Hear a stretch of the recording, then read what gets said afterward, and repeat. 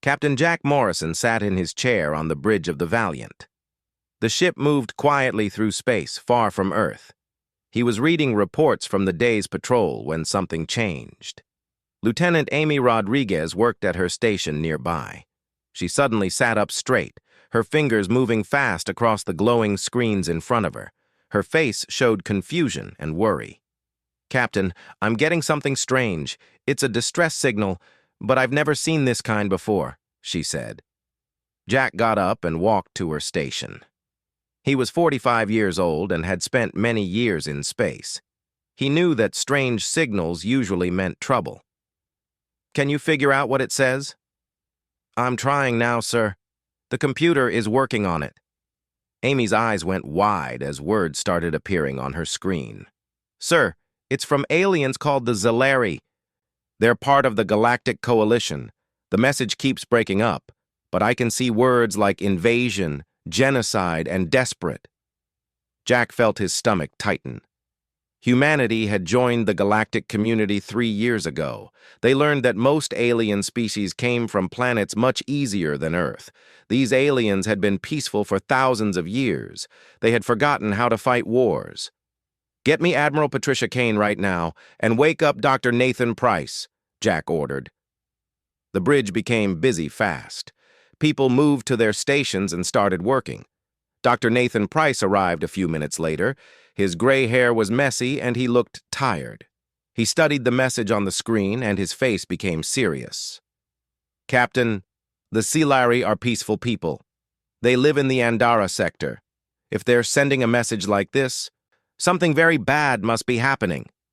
Nathan pointed to parts of the decoded message. "They talk about something called the Krell Dominion. It's an empire from outside our maps. They've been destroying coalition worlds one by one." Admiral Kane's face appeared on the big screen at the front of the bridge. She looked grim and worried. "Captain Morrison, I've been talking with Coalition Command. The situation is worse than we thought. The Krell have already destroyed 4 coalition worlds. The Zalari homeworld is under attack right now. They think they have 72 hours before the Krell start bombing the planet from space." Jack felt cold fear run through him. "What is the Coalition going to do?" "That's the problem, Captain." The Admiral's voice was heavy with frustration. "The Coalition Defense Fleet is getting ready to help, but their ships weren't built for fighting. They're mostly science ships and exploration vessels. They have very few weapons. They're asking Earth for help." Everyone on the bridge became quiet. They all knew what this meant. Humanity was new to the galaxy. The Coalition had found them when humans had just learned how to travel faster than light. But humans were different.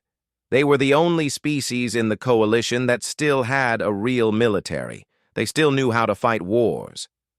"The Coalition Council doesn't want to admit it, but they need us," Admiral Kane continued.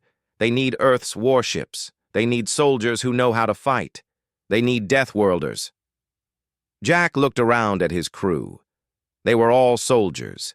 They had trained for combat in ways that peaceful aliens had forgotten long ago. Earth was a hard planet, full of danger. Humans had evolved fighting every day just to survive. That made them different from every other species in the galaxy. "What are your orders, Admiral?" Jack asked. "You're the closest human ship to Zalari space. I need you to jump to their system right now and see what's happening. Try to help them survive. The rest of our fleet is being called back and prepared for battle. We're calling this Operation Righteous Thunder." The Admiral paused. Her eyes were hard and cold. "And Captain, the Coalition is about to learn something important. They're going to learn why you don't threaten Earth's friends. Show them what Deathworlders can really do." Jack felt his jaw tighten. He turned to his crew. "You heard the Admiral. Helm, set course for the Zalari system. Maximum speed. Engineering. I want every system running at full power. Weapons, start loading all our guns. We're going into a fight." The crew moved fast. Everyone knew their job. Lieutenant Kevin Brooks at the weapons station started preparing the railguns and missiles. Amy Rodriguez plotted the course to Zalari space. The ship's engineer, a tough woman named Carol Hughes, pushed the engines to their limits. Dr. Nathan Price came to stand beside Jack. "Captain, the Krell are brutal. They've been conquering species for decades. They use fear in overwhelming numbers. They don't expect anyone to fight back." "Then we'll surprise them," Jack said quietly. "They've never fought humans before. They don't know what we're capable of." The ship began to shake slightly as the engines powered up for the jump to hyperspace. Jack sat back in his chair and thought about what was coming. The Zalari were innocent people who had done nothing wrong. They were scientists and artists, not fighters. And now they were going to die unless someone helped them. That someone was going to be Earth. Jack had read the history books. He knew that humans had spent thousands of years fighting each other, war after war, battle after battle. They had learned every cruel lesson that combat could teach. They had built weapons that could destroy entire cities. They had developed tactics that other species would consider impossible. But humans had also learned something else. They had learned loyalty. They had learned that sometimes you had to fight for others, not just yourself. They had learned that the strongest bonds were formed in the hardest times. The Coalition had welcomed humanity into the galaxy. They had shared their knowledge freely. They had been kind to the newcomers from Earth. They had asked for nothing in return. Now it was time for humanity to repay that kindness. "Hyperspace in 30 seconds, the helmsman called out. Jack gripped the arms of his chair. "All hands, prepare for combat.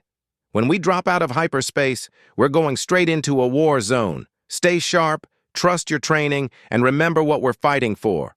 The Zalari people are counting on us. The whole Coalition is watching. Let's show them what humans can do." The Valiant dropped out of hyperspace at the edge of the Zalari system. What the crew saw made their blood run cold. "Captain, sensors are picking up debris fields everywhere. Those are pieces of destroyed ships," Amy Rodriguez said, her voice shaking slightly. "3 Zalari orbital platforms have been completely destroyed. The 4th one is losing air." The main screen showed Zalari Prime hanging in space like a beautiful blue and green jewel. But around the planet, dozens of dark enemy ships formed a loose blockade. The Krell warships were angular and covered with weapons. They looked mean and deadly. "Scan those ships," Jack ordered. His voice was calm, but inside he felt his heart racing. "I want to know what we're fighting." Lieutenant Kevin Brooks worked at his tactical station. After a moment, he shook his head. "Sir, this is strange. Their shields are weak. Their weapons are powerful but only work at short range. And look at their formation. It's terrible. They're scattered all over." "They're not expecting anyone to fight back." Dr. Nathan Price studied the enemy ships from his station. "Captain, the Krell have been conquering for decades, but they've never faced real resistance. They use terror and numbers, not smart tactics. They're bullies who have never met anyone stronger." "Then let's teach them a lesson," Jack said. He turned to Brooks. "Target the nearest Krell cruiser. Load the railguns with penetrator rounds, and Amy, open a channel to those Krell ships." Amy worked quickly. "Channel open, sir. Broadcasting on all frequencies." Jack stood up and straightened his uniform. "Krell vessels, this is Captain Jack Morrison of the Earth Alliance ship Valiant. Stop attacking the Zalari people immediately and leave this system. This is your only warning." For a long moment, there was only static. Then a harsh, rough voice filled the bridge. The computer struggled to translate the aggressive alien language into words they could understand. "Human vessel, you are far from your weak little world. The Zalari are already beaten. Leave now, or we will add your broken ship to theirs. The Krell Dominion does not talk with lesser species." Jack smiled, but his eyes were ice cold. "Wrong answer." He cut the communication and turned to Brooks. "Fire!" The Valiant's railguns fired. The tungsten rounds accelerated to nearly the speed of light. They crossed the distance in seconds. The nearest Krell cruiser's shields flickered and failed against the kinetic impact. The penetrators punched through the hull like it was paper. The ship started breaking apart as air and debris exploded out of multiple holes. The Krell formation erupted into chaos.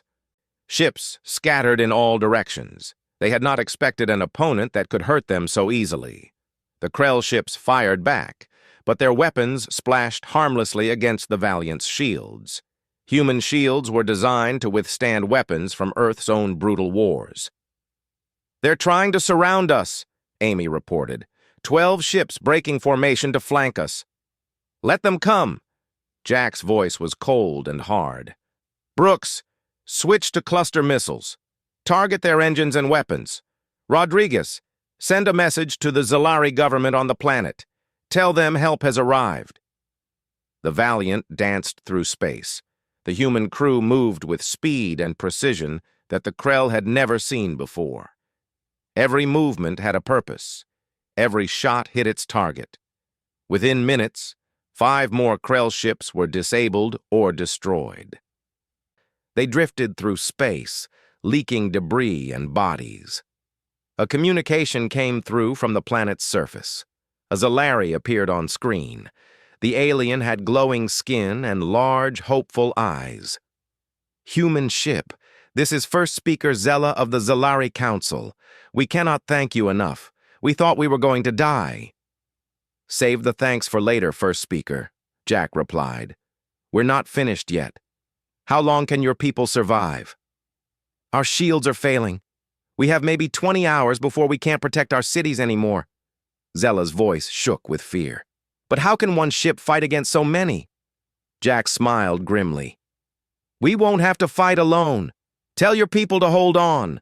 The Earth Alliance doesn't abandon its friends, and the Krell are about to learn something very important." "What is that, Captain?" "Never pick a fight with a Deathworlder." For the next 18 hours, the Valiant fought a running battle against the Krell fleet. The human ship would appear suddenly, strike hard, and disappear before the Krell could respond effectively. Jack used every trick he knew. He used the planet's gravity to slingshot around for surprise attacks. He hid in debris fields and ambushed passing ships. He made the Krell chase him through asteroid fields where their larger ships couldn't follow. The Krell had started with 63 ships. After 18 hours of fighting the Valiant, they were down to 41. But the human ship was taking damage too. Shields were holding, but the hull had been hit several times. Some systems were offline.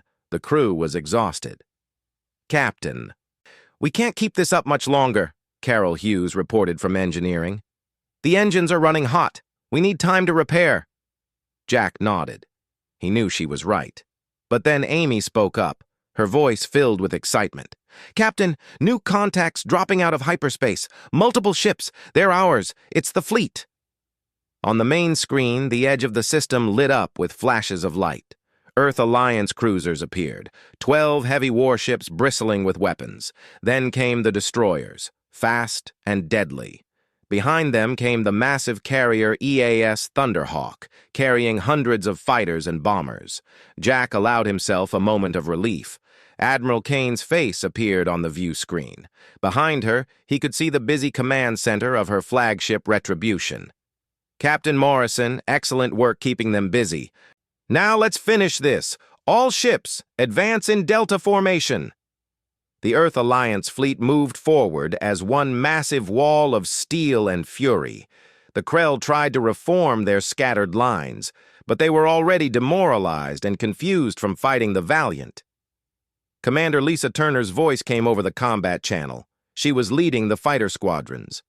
"All wings, this is Raptor lead. Remember your training. These ships have weak defenses against small craft. Get in close, hit their reactors, and get out. Let's show them why Earth breeds the best pilots in the galaxy."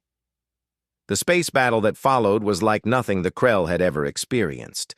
The human fleet used coordinated tactics that the peaceful coalition had forgotten and the Krell had never learned. Ships worked together, divided enemy formations, and exploited every weakness with ruthless efficiency. Lieutenant Commander Brandon Hayes on the destroyer Warhammer targeted a Krell battleship. His missiles overwhelmed its defenses. "Target's shields are down, moving in for railgun strike." His guns tore into the exposed hull.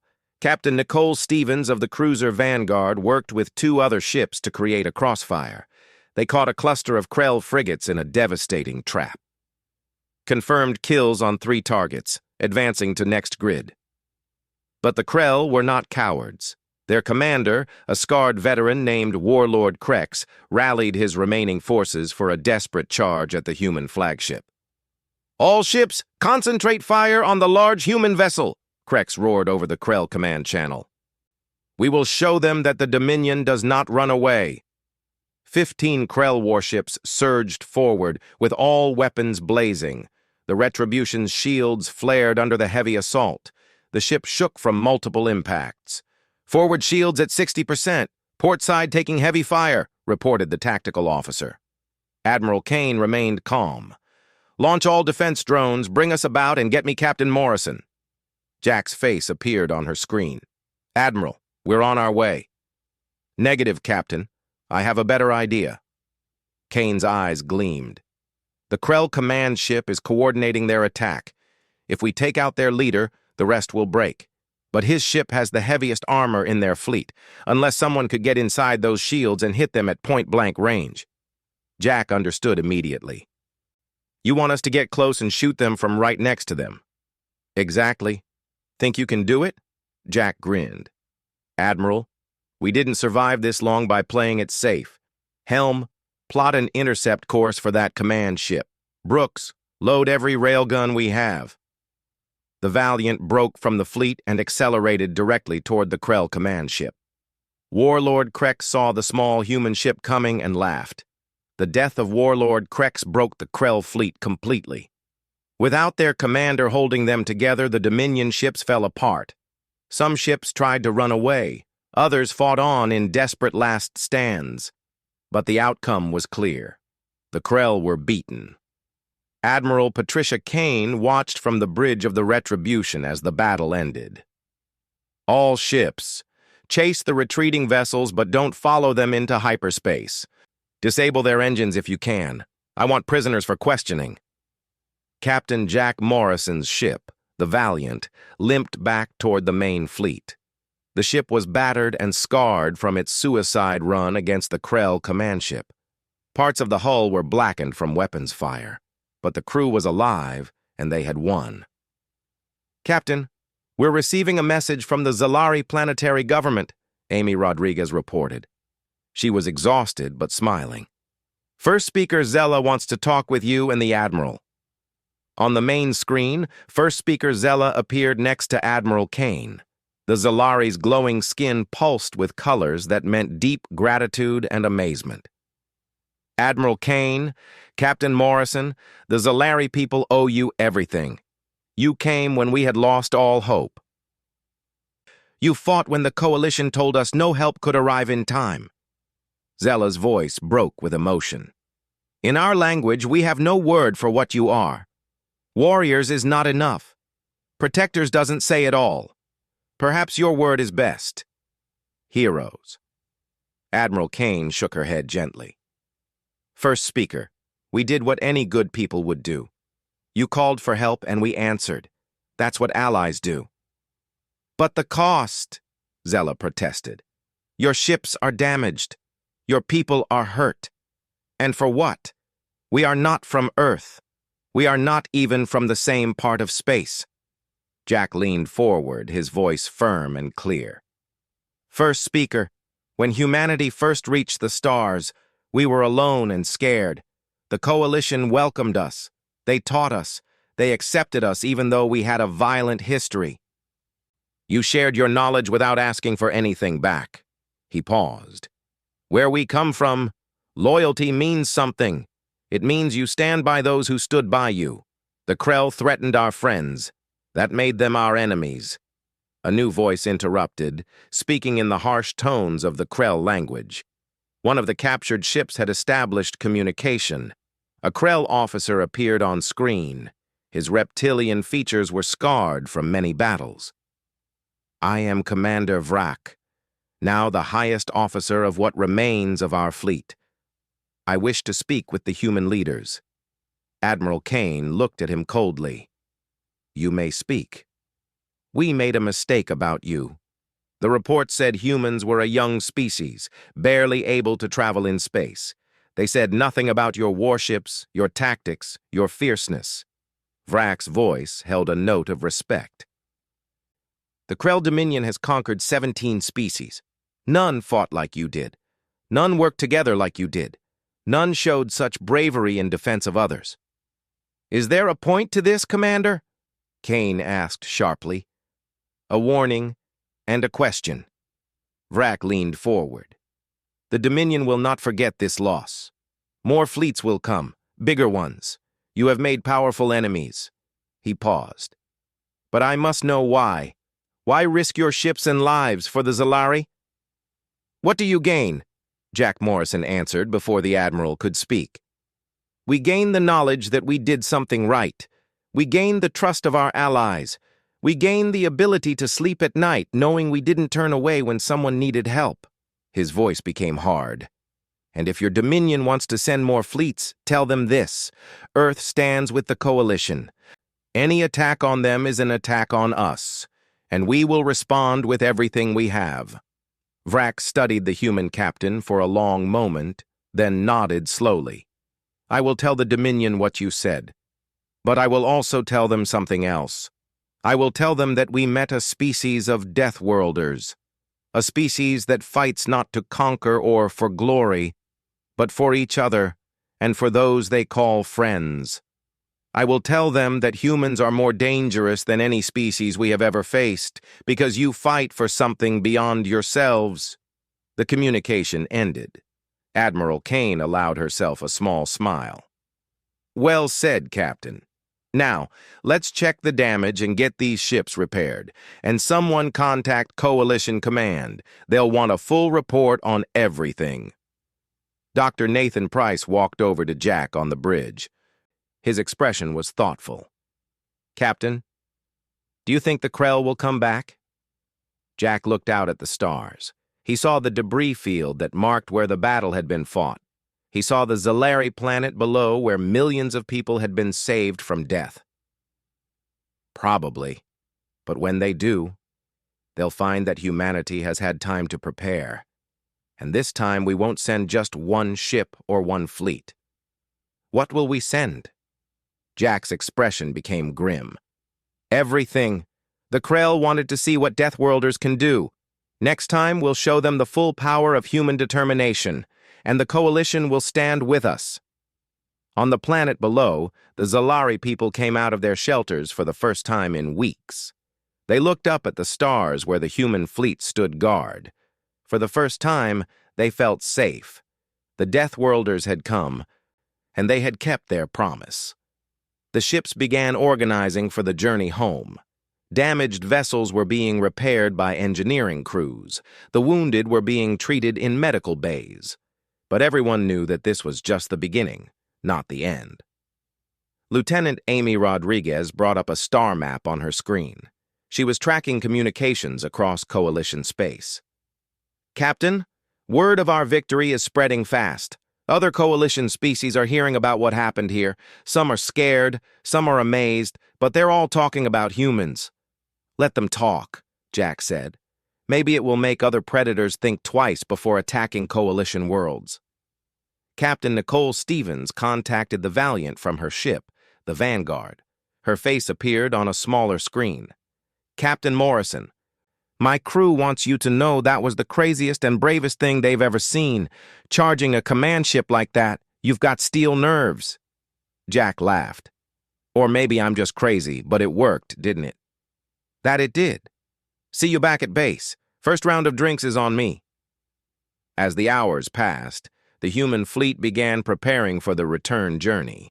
But Admiral Kane called a meeting of all ship captains first. Their faces appeared on multiple screens in the Retribution's command center. Good work, everyone, Kane began. We achieved a major victory today. But we need to be realistic. Commander Vrak was right. The Krell will come back, and they'll come with more ships. We bought the Coalition time, but time alone won't save them. What's the plan, Admiral? Asked Commander Lisa Turner from the Thunderhawk. We're going to train them.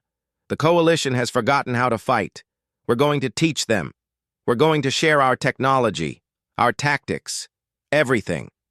And we're going to help them build real warships. Kane's expression was serious. This battle was just the opening move. The real war is coming. Jack spoke up. The Coalition species are smart and resourceful. They built ships that can cross the galaxy. They created technologies we're still trying to understand. They just need to remember that sometimes peace requires the ability to fight. Exactly, Kane agreed. We'll start with volunteer programs. Any Coalition species that wants to learn will be welcome. We'll establish joint training facilities. We'll build a real military force together. First Speaker Zella's face appeared on the communication channel. She had been listening. Admiral, the Zellari want to be first to volunteer. We have seen what humans can do. We want to learn. We want to be able to defend ourselves and help defend others. We'll be honored to train your people, First Speaker, Kane replied warmly. As the meeting ended and the ships prepared for departure, Jack stood on his bridge, looking at the stars. His crew was tired but proud. They had saved an entire civilization. They had shown the galaxy what humans could do when their friends were threatened. 3 months after the Battle of Zellari Prime, the Coalition Command Center on Unity 1 station was more crowded than it had ever been. The massive station orbited a neutral world and served as the heart of Coalition government. Species from across the galaxy filled the Grand Council chamber, but the mood was tense. Captain Jack Morrison stood at attention next to Admiral Patricia Kane. They faced the Coalition Council in the huge semicircular chamber. The chamber rose in tiers, with each level filled by representatives from different member species. The Zellari were there, along with the Talarian crystal beings, the water-dwelling Nethans, and the insect-like Chirruk. All had gathered for this emergency meeting. Council Speaker Theron addressed the assembly. He was tall and slender, with silver skin and ancient eyes. We have called this gathering to discuss what happened at Zellari and the growing threat of the Krell Dominion.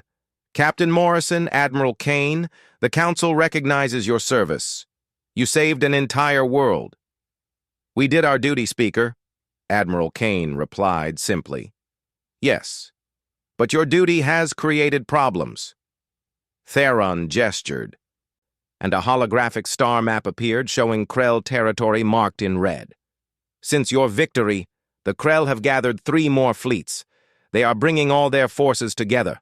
Our intelligence says they are preparing for a major attack, not just against the Zellari, but against the Coalition itself. A worried murmur ran through the chamber. Many Coalition species had known only peace for hundreds of years. The idea of a full war was almost impossible for them to imagine.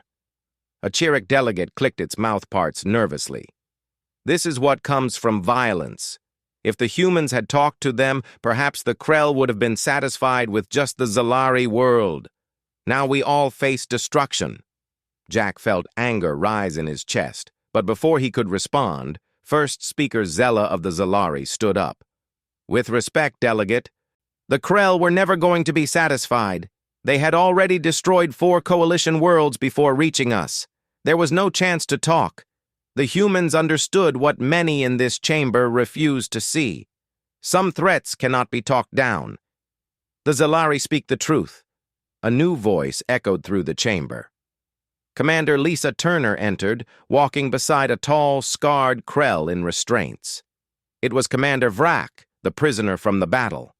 Council Speaker, I bring intelligence from our Krell prisoner. With your permission, he wishes to speak to the Council. The chamber exploded with protests and shouts. Many delegates were angry that an enemy was being allowed to speak. Speaker Theron raised a hand for silence. This is very unusual, Commander Turner. Why should we listen to an enemy? Because, Speaker, I am trying to save your lives. Vrak's harsh voice cut through the noise. I have spent the last 3 months in human captivity. I have been treated fairly, even with honor. They could have killed me, but they chose to try to understand instead. I have decided to warn you. Warn us of what? Theron asked carefully. The Dominion is gathering its full strength. 600 warships, 10 times what you faced at Zalari. They plan to attack Unity 1 directly, to destroy the coalition government and force everyone to surrender. Vrak's eyes swept across the council. But that is not what you should fear most. What then? You should fear what comes after the Dominion conquers you. I have seen the worlds we have taken. The populations made slaves or killed, the resources stolen. Your coalition speaks of peace and working together, but the galaxy is not peaceful. Beyond your borders, there are dozens of empires like mine, all waiting for any sign of weakness. Admiral Kane stepped forward. The commander is right. Earth did not join the coalition to watch it fall. We came here today to offer a solution. The coalition needs a military force, a real one, capable of defending against threats like the Krell. We have defense fleets, a Nethian delegate protested, his voice bubbling through his water-filled translation device. They have served for hundreds of years. They're science ships with small weapons, Jack said bluntly. No offense, but we've seen your ship designs. Most coalition vessels couldn't survive 5 minutes against a real warship. You've forgotten how to fight because you haven't needed to for so long. That's not a criticism. It's just the truth. Dr. Nathan Price, who was there as a cultural advisor, added quietly, and the truth is coming for you with 600 Krell warships. Speaker Theron looked troubled. What do you suggest, Admiral? Earth will create a joint training program with any coalition species willing to join. We'll share our military technology, our tactical knowledge, our combat experience. We'll help you build real warships and train real soldiers. Admiral Kane's voice rang with conviction. But more than that, we're gathering the full strength of the Earth Alliance. Every ship, every Marine, every pilot. We're going to meet the Krell fleet before it reaches coalition space. That's suicide? A Talarian representative said. His crystal body reflected light in patterns that showed distress. 600 ships against your fleet? You'll be destroyed! Jack smiled grimly. Maybe. But we'll buy you time. Time to evacuate Unity 1 if needed. Time to prepare defenses. Time to realize that the age of peace is over, and you need to be ready to defend yourselves. Commander Vrak spoke again. The humans are offering you what no one ever offered my people. A choice. The Krell were conquered and forced into the Dominion. These Deathworlders could conquer you easily with their technology and tactics. Instead, they offer partnership. Working together. I spent my life believing that power meant domination. The humans taught me that true strength comes from standing together. First Speaker Zella stood again. The Zalari promise our full support to the human plan. We will use our factories to build warships. We will send our people to train with Earth's military. And when the Krell come, we will stand with humanity against the darkness. One by one, other delegates began to stand. The Chirruk, despite their earlier protests. The Nethans. Even some of the more hesitant species recognized the truth in what the humans were saying. Speaker Theron looked around the chamber, then nodded slowly. Very well. The Coalition will accept Earth's help. Admiral Kane, Captain Morrison, you have the authority to begin training and preparation immediately. He paused. But know this, humanity. If you are wrong, if this leads to our destruction instead of our salvation, the responsibility will be yours. We accept that responsibility, Admiral Kane said firmly. But we won't let you down. As the council session ended and the delegates left, Jack found himself approached by Vrak. The Krell commander looked at him quietly. You still plan to face the full Dominion fleet? Vrak asked. We do. You will likely die. All of you. Jack shrugged. We're from Earth, Commander. Death has been trying to kill us since we first crawled out of the oceans. We're pretty stubborn about surviving. He held out his hand. Besides, we have something the Krell don't. Vrak looked at the offered hand, then grasped it in the human gesture he had learned. What is that? Something to fight for beyond ourselves. Friends worth dying to protect. And the absolute certainty that even if we fall, others will carry on the fight. Jack's grip tightened. That's what makes us Deathworlders, Commander. We don't just survive, we endure, we adapt, and we never give up. Later that day, Admiral Kane met with Earth's military command via secure communication. The faces of generals and admirals filled the screen. They had been briefed on the situation.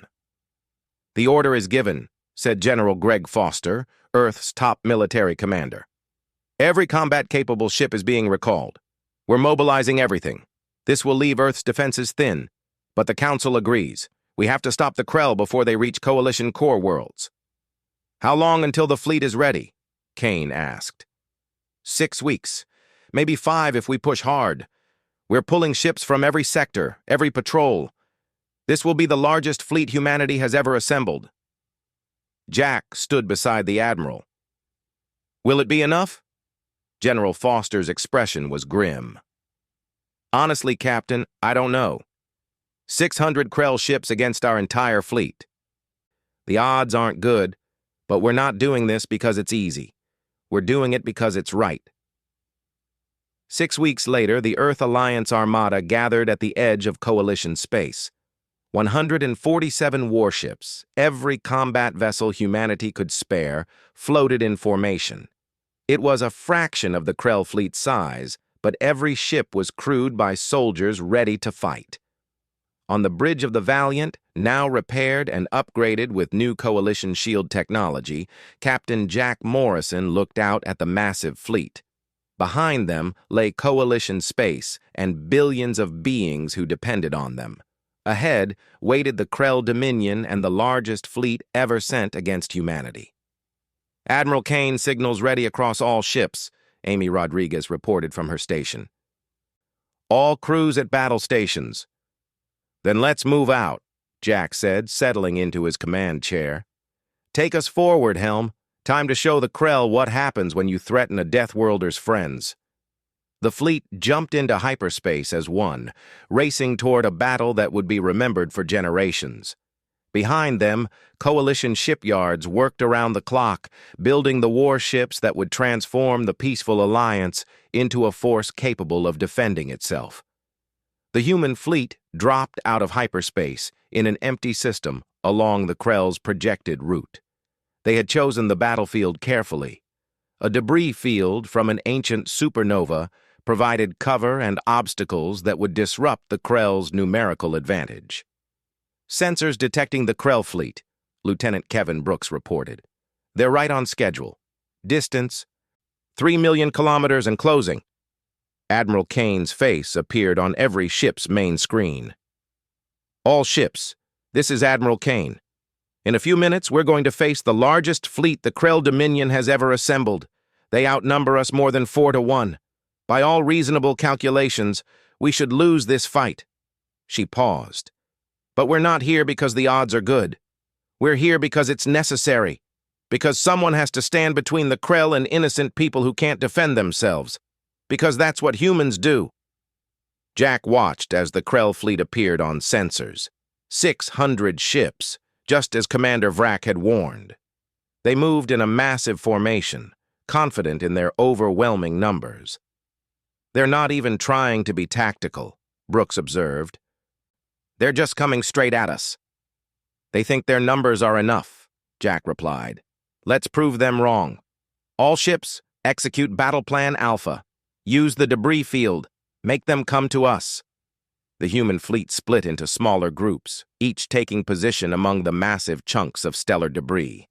The Krell fleet continued its approach, seemingly unconcerned. Then the battle began. The first Krell ships to enter the debris field were met with coordinated fire from multiple angles. Human ships appeared from behind cover, fired devastating volleys, and disappeared again. The Krell, used to straightforward battles, struggled to adapt to the hit-and-run tactics. Commander Lisa Turner led her fighter squadrons in daring runs through the Krell formation. "All wings, Target their sensor arrays first. Blind them, then hit their engines. Make them deaf and slow. The fighters danced between the larger ships, too small and fast for the Krell's weapons to track effectively. They struck like wasps, each attack carefully planned to cause maximum disruption. But the Krell had numbers. For every ship the humans disabled, 2 more took its place. Slowly, inevitably, the human fleet began taking casualties. "The destroyer Warhammer is reporting critical damage," Amy said, her voice tight. "They're evacuating to escape pods." "The cruiser Vanguard has lost main power," Brooks added. "They're drifting." Jack watched as the battle unfolded. They were inflicting heavy losses on the Krell, but it wasn't enough. The enemy fleet kept coming, kept pushing forward. In another hour, maybe 2, the human fleet would be overwhelmed. Then something unexpected happened. "Captain, new contacts dropping out of hyperspace," Amy said, her voice rising with excitement. "Multiple ships. They're not Krell. They're coalition vessels." On the view screen, dozens of new ships appeared.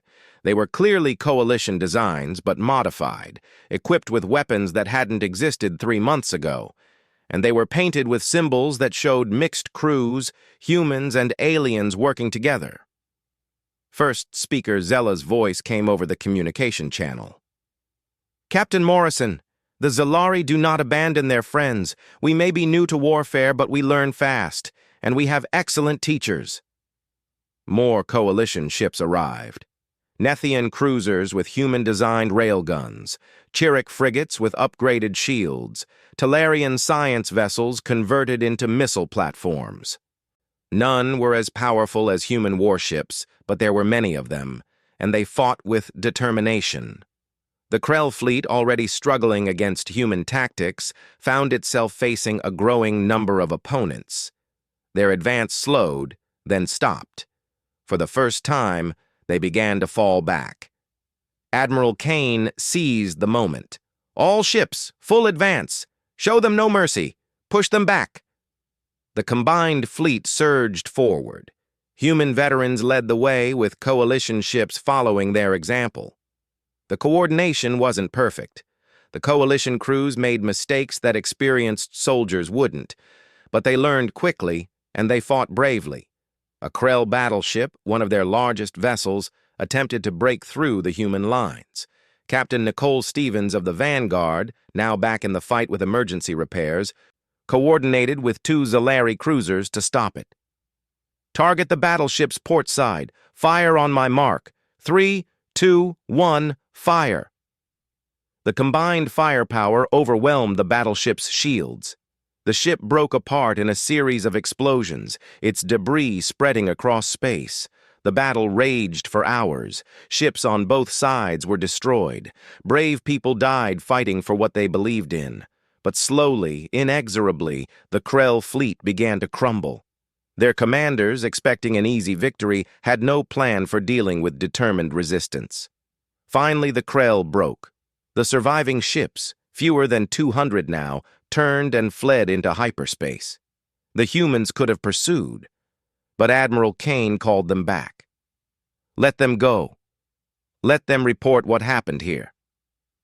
Let the whole Krell Dominion know that the Coalition is no longer defenseless."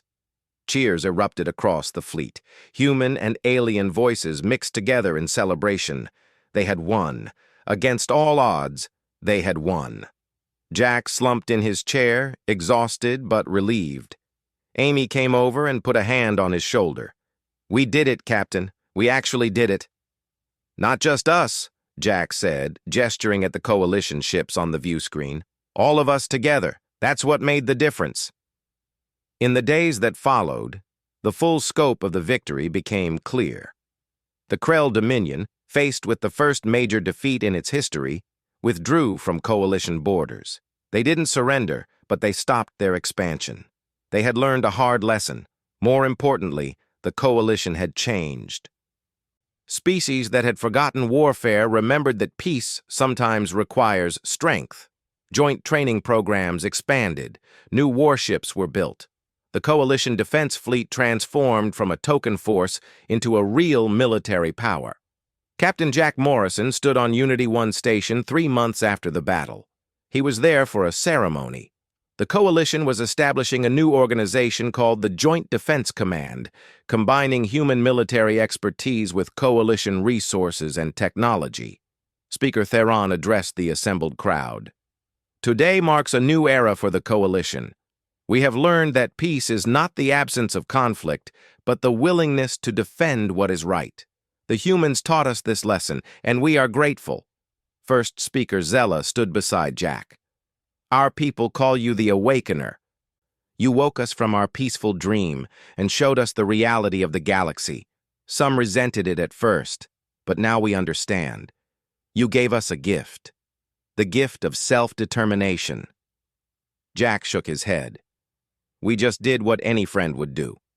The real credit goes to your people and all the Coalition species who chose to learn, to adapt, to become stronger.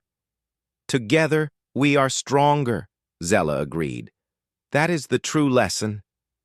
As Jack prepared to return to Earth, he thought about everything that had happened. Humanity had come to the stars as newcomers, unsure of their place. Now they were respected, even feared by some. But more importantly, they had helped create something new, a coalition that could defend itself, an alliance that combined the best qualities of all its members. The age of innocence was over. The age of the Deathworlder had begun, but it wasn't the age of human domination or conquest. It was the age of standing together, of different species learning from each other, of peace protected by the willingness to fight for it. And the galaxy, vast and dangerous as it was, had become a little bit safer because of it. Jack Morrison looked out at the stars one last time before boarding his ship. Somewhere out there, other threats waited. Other challenges would come. But he wasn't worried. The Coalition had proven it could defend itself, and humanity would always be there, standing beside their friends, ready to face whatever came next. Because that's what Deathworlders do. Understood, sir. As the communication ended, Jack and Admiral Kane stood in silence for a moment. They both knew what was coming. A battle that would determine not just the fate of the Coalition, but of humanity's place in the galaxy. Do you think we can win? Kane asked quietly. Jack looked out at the stars visible through the station's viewports. I think we have to try. Because if we don't, who will? The Zalari are already starting to build their first warships. Other species are joining the training programs. Maybe we're buying them enough time to learn. Maybe. Or maybe we're about to make the biggest sacrifice in human history. Jack turned to face her. But I wouldn't change anything. This is who we are. This is what we do. Admiral Kane nodded. Then let's make sure we do it right.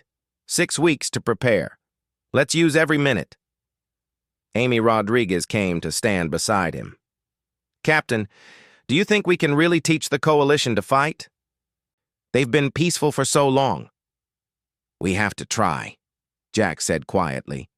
Because if we don't, species like the Krell will destroy them one by one. The galaxy is bigger and more dangerous than the Coalition realized. They need to be ready. And we'll help them get ready. Yes, because that's what friends do. The Valiant turned toward home, followed by the rest of the fleet.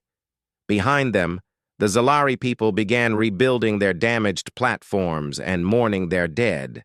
But they also looked to the future with new hope. The humans had shown them that peaceful people could learn to defend themselves without losing their values. The war was far from over, but something important had changed. The galaxy now knew that Earth's children were fierce protectors of their allies, and that knowledge would spread far and wide to every corner of known space. The small ship dares to face me? Foolish. All guns. Destroy it. But the Valiant wasn't trying to fight the whole fleet. It was diving through the Krell formation at maximum speed, dodging and weaving between enemy ships. Jack held onto his chair as the ship shuddered under fire. Shields at 40%, Brooks called out. 30%, 20. Almost there. Jack muttered, watching the command ship grow larger. They were so close now he could see the windows on the Krell Bridge. "Now, Brooks, fire everything!" At a range of less than 200 meters, the Valiant unleashed every weapon it had. The kinetic rounds struck the Krell command ship's bridge with devastating force. The bridge exploded in a massive fireball. Warlord Krex died instantly. His last thought, a realization that humans truly were Deathworlders. The ship jumped to hyperspace. The stars outside turned into streaks of light. They were racing toward a battle that would change everything. The Krell had been conquering peaceful species for years. They thought they were unstoppable. They had never met Deathworlders before. Jack Morrison smiled grimly. The Krell were about to get an education. They were about to learn that Earth's children were fierce, stubborn, and absolutely relentless when protecting their friends. They were about to discover that humanity didn't fight for glory or conquest. Humans fought for each other, and that made them the most dangerous species in the galaxy. The Valiant raced through hyperspace toward the Zalari system, carrying with it the hope of an entire civilization and the fury of Earth.